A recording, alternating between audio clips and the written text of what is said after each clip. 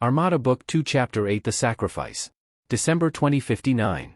Andrew and Vicky drove out of a downtown hotel where they attended a birthday party for Vicky's niece.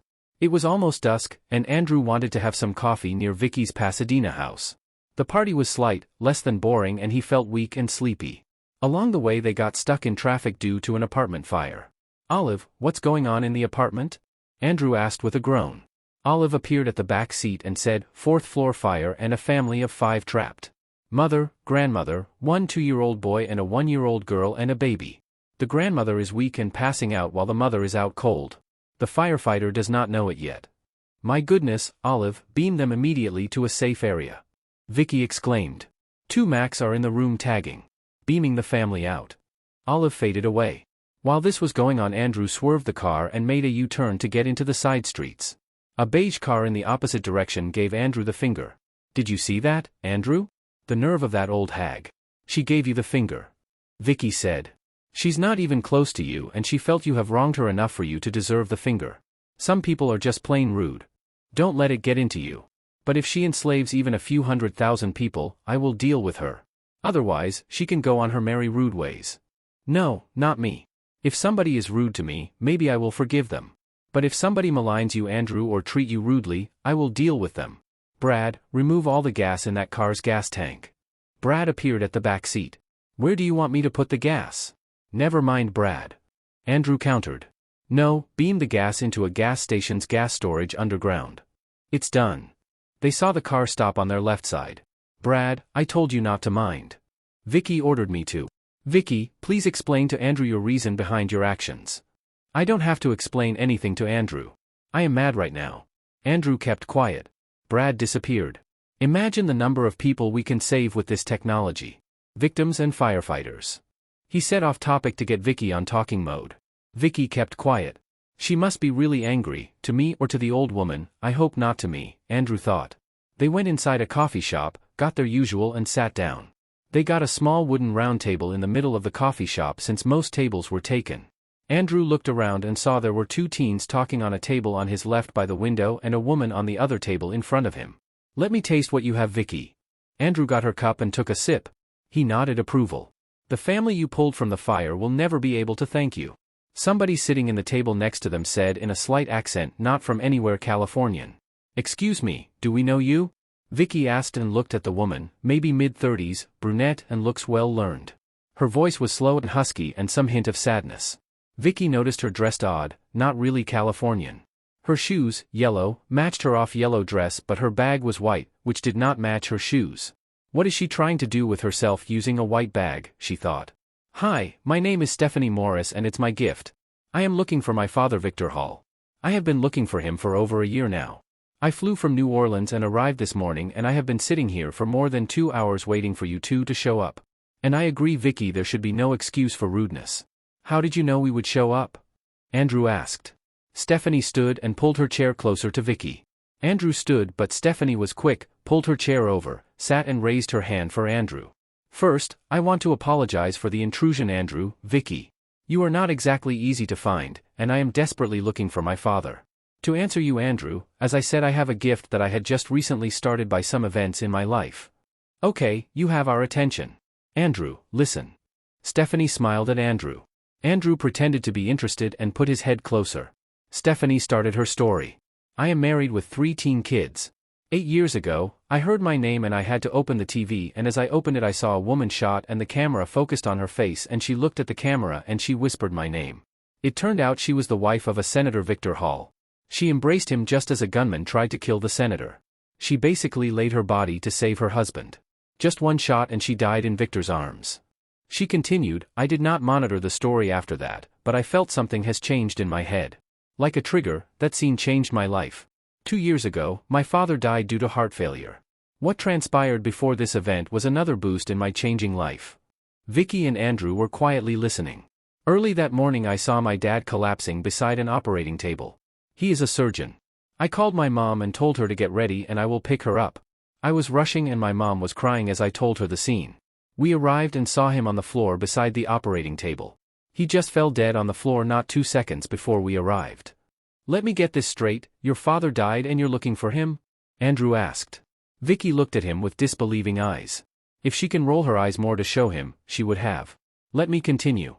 Mom was crying and the doctors tried to revive him. One doctor asked us to go to the hall and wait at the nurse station area.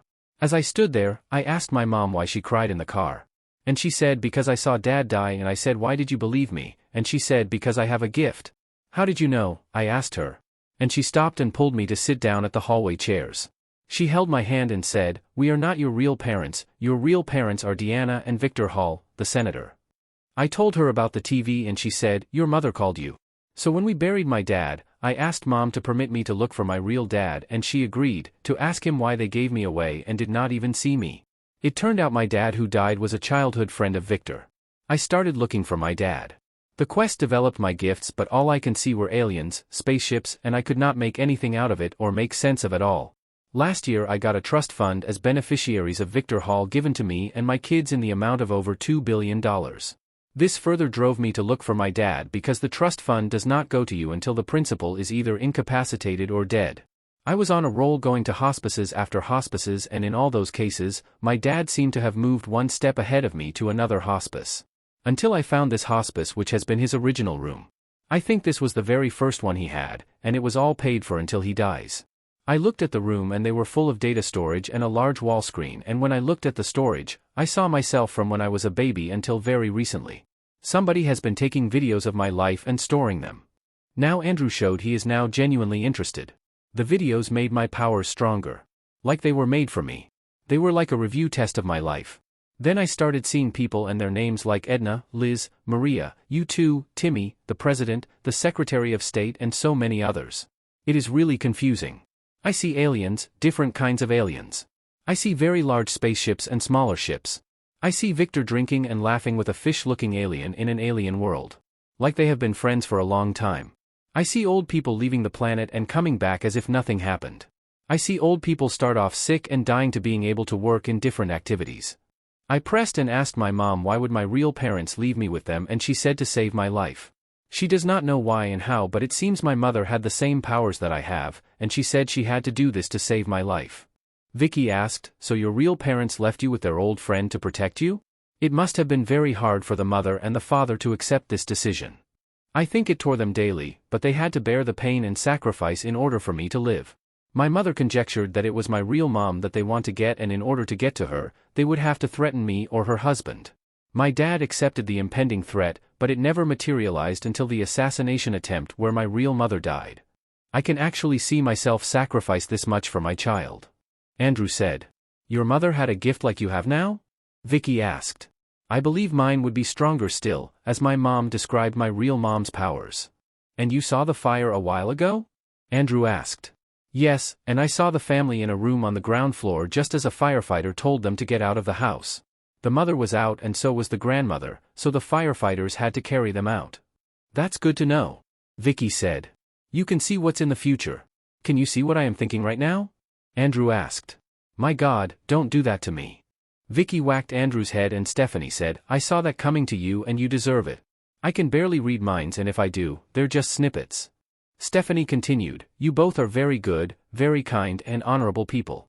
You do kindness without expecting anything in return or ask for a token gratitude, all the time. I only ask that you help me find my dad. Let me just thank him and tell him that I understand. What do you see is going to happen now? Andrew asked. A friend of yours will be joining us and she will tell you that a couple would like to meet you at your house. Olive walked from the restroom and stood beside Andrew. Tony and Layla want to talk to you at your house. Olive, do you know who this person is? Vicky asked. Olive gazed at Stephanie for a while, 3 minutes, which was a long time for a very advanced AI, and said, yes, she is Victor Hall's daughter. That took a while, Olive. Andrew commented. I had to verify the data. Where is my father? Stephanie asked Olive. Right now, he's with Dennis at his office in Edna's ship. Can we go to see him, please, Vicky? Andrew. You don't know how I feel right now. I am shaking. Okay, Olive, Stephanie, let's go to the ladies' room.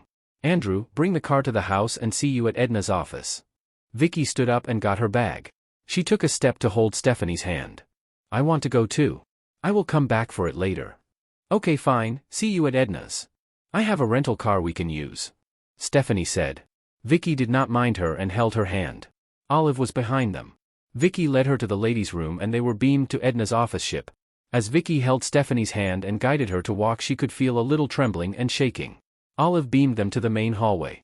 Andrew appeared behind them.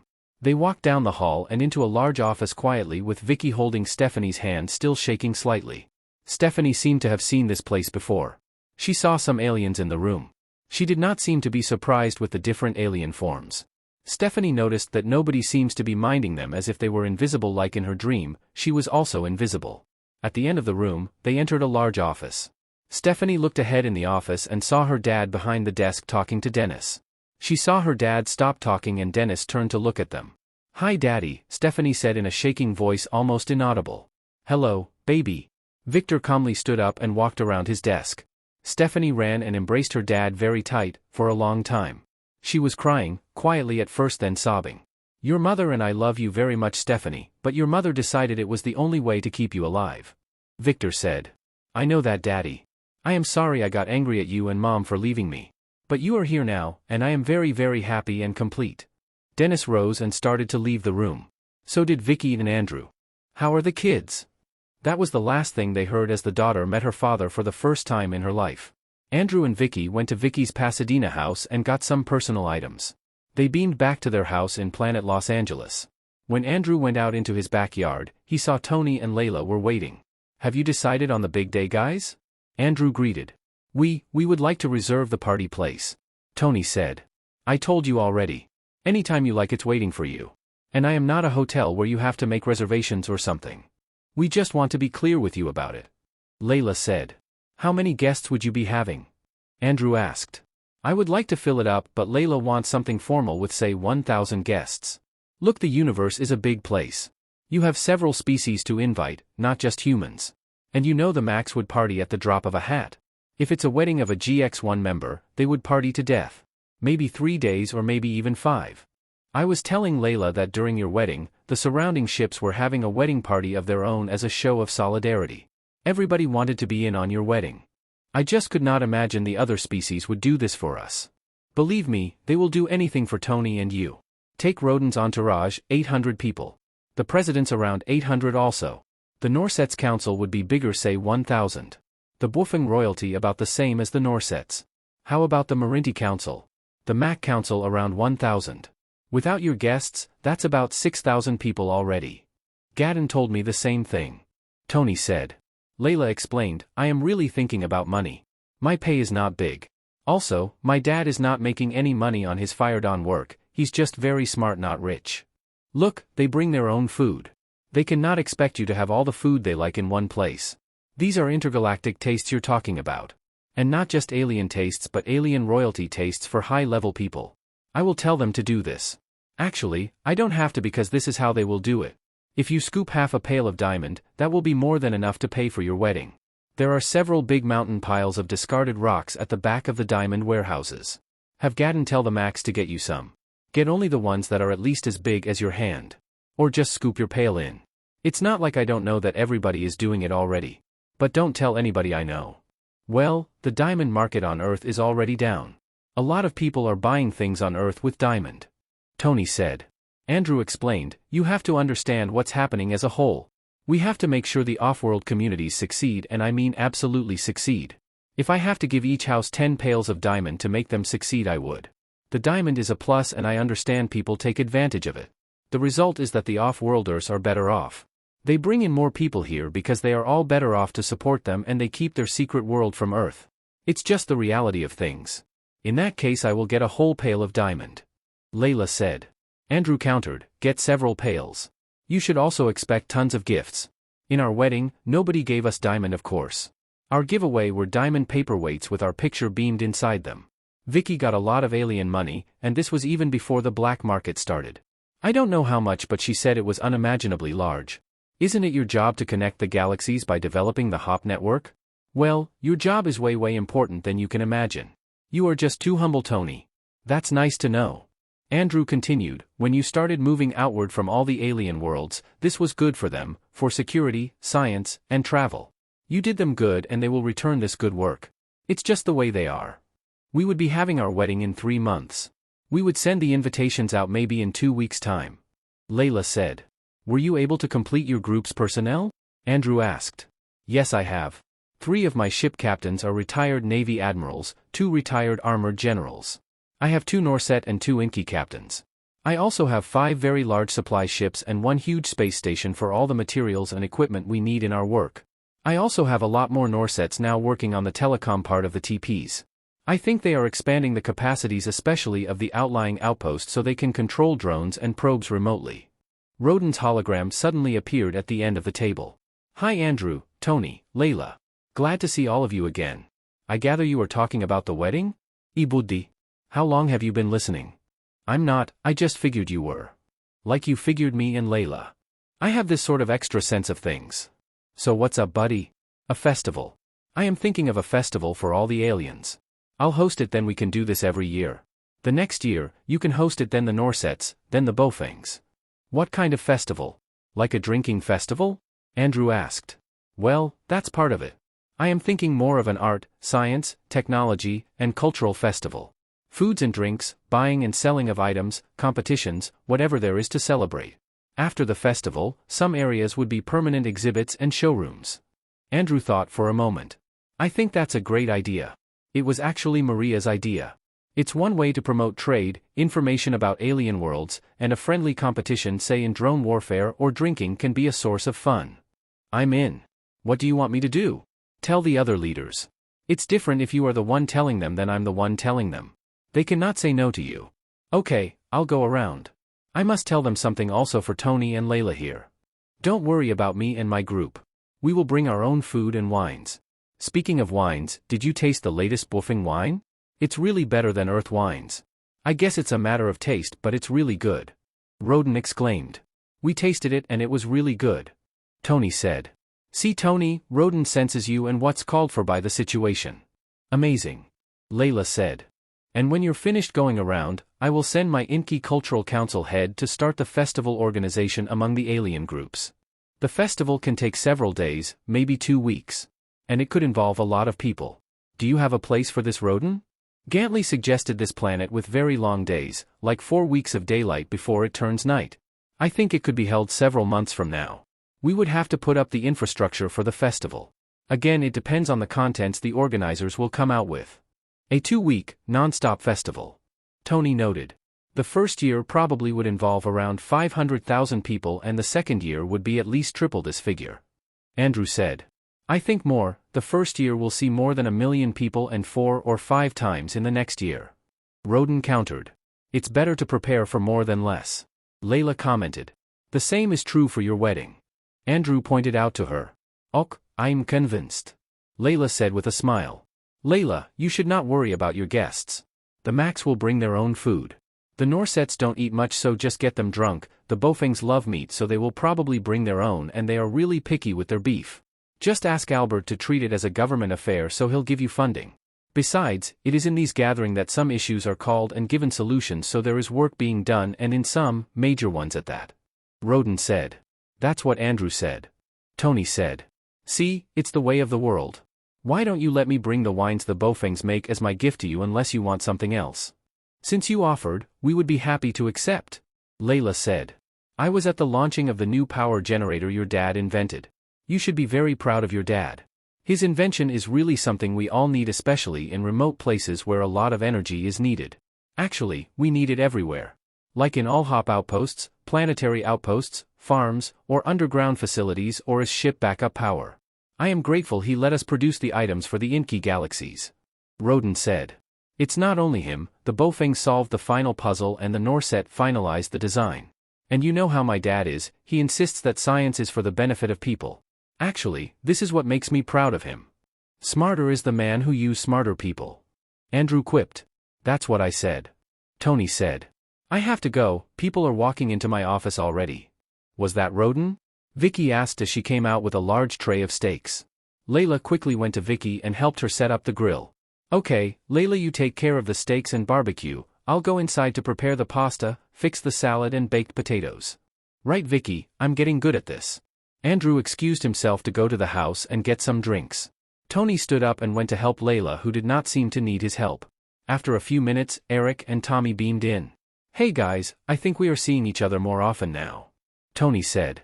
I could smell the steak 60 miles away. Tony, Layla, this is Tom Beckett, Liz's husband. When Andrew went out to bring some salad he saw Eric and Tom. Hi Tommy, good to see you again. You two seem to know when to come. The food is almost ready. Vicky stepped out and put the pasta on the table. She went back in to get the plates and wines. Iguis? She said, almost running. The steaks and barbecues are almost ready. Vicky said. When Vicky got back she was carrying a pail with 2 bottles in ice and a tray of glasses. She put them on the table. Andrew, open the wine and give them some. She handed the glasses to the guys. Ellie, Maria, Edna, and Liz beamed in holding some more wines and brandy. Tom went to Liz and kissed her. Andrew started, so Eric, I am sure you and Tom have some agenda to carry out. How can I help? I am sorry boss, but we came over to talk to Vicky. To me? Well, it must be very important. She looked at Andrew. Eric started by mentioning the meeting at the spaceport where she suggested some training programs for the Earth scientists. He had a meeting with his hacking crew and consulted Tom about communication support. The basic idea is to put video probes stuck on the computers of the scientists. The videos would be the security because the scientists' surroundings are monitored and whoever uses the computer is monitored. There cannot be unauthorized usage of their training computers. Then using the communications piece we use to hack into the bad guys' computers, we beam the device on the motherboard and the computer now is able to access our main ship computer. And when this happens the holograms are now possible.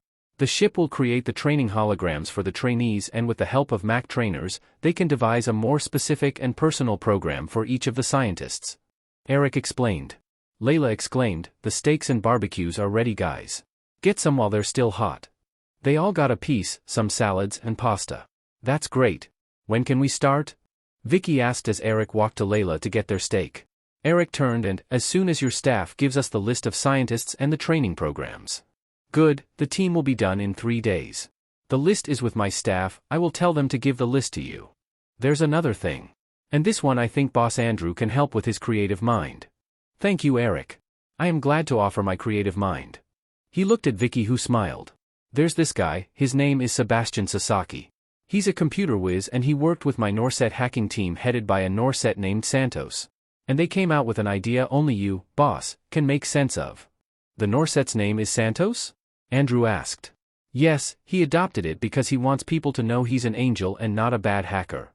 So what's this crazy idea only Andrew can make sense of? Vicky asked. They want to put up a website which is like a book or blog website. This will make it appear that all the off-world stories are stories in a book. Say, the story on the Slanders could be chapter 1 entitled Slanders, and it would be about our Slander experience. Then the Marindi story may be entitled Emperor. Or the Norset backup planet could be entitled, say, The Middle Planets. The Hop story could be called The Hops. Our story on a blog or book website for people to read about. We will then promote reviews and it will have a lot of positive reviews. Then make a TV series out of it. Then a movie. Exactly what we thought you'd say. So we thought, let's fund a film about the stories. Get a good director and pay for TV airtime. Some networks will cut a series because it is not selling. What we'll do is to buy the airtime and show the science fiction show and nobody can do anything about it. After 3 years and so many chapters, the people will get used to the idea. Those in the know will know what's happening or what has happened. Those who don't know will see a science fiction show that runs every week with very little commercial and they will be used to the names such as Norsets, Imkeys, Max, Bofengs, Marantais, and so on. They will know how Roden and Gantley look like and so on. Andrew noted, one problem you will definitely face is the lack of action. Remember we all lead boring lives. Normally movies or TV series focus on individuals doing grunt work like killing people barehanded or using technology and kung fu. They want action heroes. Dramatic and colorful technologies sell, we have plain ships and plain almost anything. Movies need people to die and splatter their blood and gory innards around. We on the other hand prevent people from dying, even our enemies. We prevent hurting them as well. And then we turn around and help them. Sure our Marines and ground forces are always in harm's way and it is normally a one-way fight, so there really is no real confrontation there. Our plasma rifle does lend to a lot of splatter or bodies being blown apart, but other than that, even our Marines live boring lives. Our stories are macro levels. We deal with freeing millions of people from slavery, toppling planet governments, destroying their ships and industries. All in distant viewpoint. People will always want a micro-level viewpoint of world stories. Vicky added, there should always be drama and romance. There should always be an evil villain or enemy that gets destroyed by the hero in the end. Along the way there should always be technology that will change the game's outcome, the feelings and aspirations, the hopelessness and triumph. All these make for a good TV series. That is why I put so much drama in our activities. Andrew said. There would be a romancer with Vicky or Tony's with Layla. Then there would be the hopelessness of the slaves and the prisoners. Ellie said. I guess, it's really up to the writers. Andrew said. Eric nodded and, good writers know that and they always have tricks up their sleeves. Then there is always the review technique where we post a lot of good reviews from our people, off-world people. So the reviews are actually done by real people. Mostly off-worlders I would say, but some on-Earth people will read the stories. How would they know if the reviews are real? Andrew asked. Of course they will, the reviews were done by real people some people know. And nobody will know that what they are watching is the real thing. So what happens when the secret is outed? Vicky asked. Eric exclaimed, exactly, the people will say, hey, I know that show. I know the Norsets, I know how they look and how Tonen fought the Morts. They will probably not believe the news at first because it is what they have been watching on TV for a long time and did not even get interested. Along the way, we already have a fan base, somehow, and people have registered on the site, some may be asking for Beam Up or something. The people will be more accepting because it has been with them for a few years already. Tony butted in, so we will promote the book and the TV series so people on Earth will know about us but they would think it's science fiction. So after 3 or 4 years they have grown accustomed to the show such that when somebody shows that it's real, reality will not shock them anymore. So there will be actors who will play the role of Andrew or Ellie? Vicky asked. Yes, but under different names. I would imagine some stories would be sweetened and some micro-level action and emotions created out of nowhere to make the stories look good. Eric said. So when a person tries to reveal the secret and demand investigation, nobody would believe him because it's on TV already. Andrew said. Ellie exclaimed excitedly, the idea is so crazy it might just work.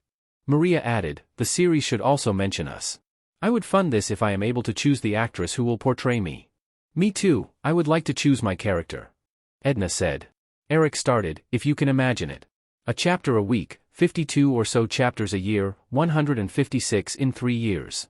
I think if we get good writers, they can write about anything about us. Things we don't even know but happened off-world. It's also like documenting what's happening. If they portray our world like a regular world and the Earth audience internalizes this world, they will have a better acceptance of those characters, especially if these actors are very popular, of this world. Liz countered, a chapter a week is hard to do. A chapter in a series will normally take a month to finish. A month is too long. A week is desirable but may not be possible. Tony said. Maybe it's not at all hard to do a weekly show.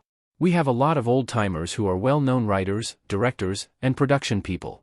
I am sure they would love to do this. But you guys have to ask Albert's approval. If he approves, he might give you some money for the book and movie project. Andrew said. I'll go with you, Eric, and tell Albert the first will front the money to buy the airtime. Better yet, I will buy a TV network so we have a controlled way to communicate to people on Earth. Maria said. We have the money to buy a network, having a network to offer or agree to sell is different. But I would support the idea to make the project succeed. And besides, you're right, we need a voice. Edna added. Ellie quipped, we call that psychological warfare. It sounded okay and fun when Eric was describing it, now Ellie, you made it sound so serious. So warlike. Edna said. Eric explained, if I sounded not serious, none of you will see it for what it is. Boss Andrew sees serious things less serious, fun even, and that's how we move forward with less restrictions, more creativity and acceptance. More than often the results are better. Although I agree with your statement, Eric, I believe Andrew is crazier than you give him credit for. Vicky said, and the group laughed. Andrew stood up and said, Olive, can you get down here for a while please? Vicky sensed something, as did the GX1 members. Olive appeared among them. Yes, Andrew? How many hologram forms can Eric's or Tony's ship come out with? 21,356 full holograms like me. The group became quiet. Wait a minute. Olive, you're saying that all those forms may look different from the rest? Tony asked. Olive explained, a form is an idea or program of an idea. The limit of the holograms is dependent on the hardware capacity that the ships have. I can generate twice this number, each one unique, because my capabilities are higher. That means I don't have to get my C-list actress? Maria asked. Tony quipped, Vicky, you're right about Andrew. Only he can think this way. He is crazier than we think. They all laughed. Andrew delivered a joke without even saying a word. Tony added. A movie acted entirely by holograms. Ellie commented. I can also provide the hologram background, but this will reduce the number of hologram persons I would be able to maintain. Now if you have 2 ships, the holograms may increase and the landscape may become bigger and more complex. Ellie continued, a movie with a hologram set. Acted by hologram actors. Edna noted, cost will be so low, we can turn out 1 story a week, maybe more. So the key is really how good our writers and directors are. Ellie said. We have the very best writers and directors, I am sure of that. Maria said. The group then talked about future episodes upon episodes. Some based on real events, some imagined. They discussed in some detail Tony and Layla's wedding. Then Maria started to discuss the festival. This time the ideas started to be crazier than normal. Although the wine and beer contributed to the wacky festival contests, some really made sense, especially to Andrew. And after all the wine and brandy were gone, they all left and Andrew and Vicky were finally able to rest and sleep at mid-afternoon.